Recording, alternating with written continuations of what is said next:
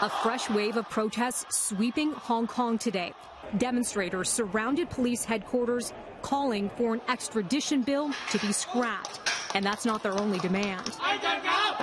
There's also a push for the chief of police to step down and for charges to be dropped against those arrested during last week's mass rallies that saw violent clashes with officers, marking the worst violence the region has seen in decades.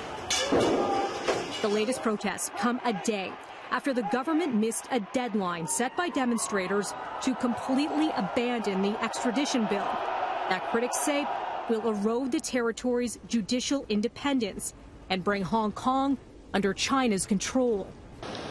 The bill would allow suspects accused of criminal wrongdoing to be extradited to mainland China. The measure is currently suspended but not scrapped. I personally have to shoulder much of the responsibility. Hong Kong's leader Carrie Lam has apologized for the unrest caused by the planned extradition legislation and has said she's heard the people loud and clear. But she is resisting calls to withdraw the bill altogether.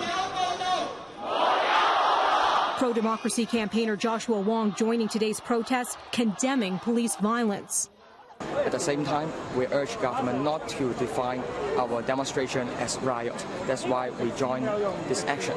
And we're hearing from Amnesty International today saying it has verified footage of 14 instances of apparent police violence against peaceful protesters in Hong Kong from last week, including incidents of the dangerous use of rubber bullets, officers beating protesters who did not resist, aggressive tactics used by police to obstruct journalists on site, and the misuse of tear gas and pepper spray.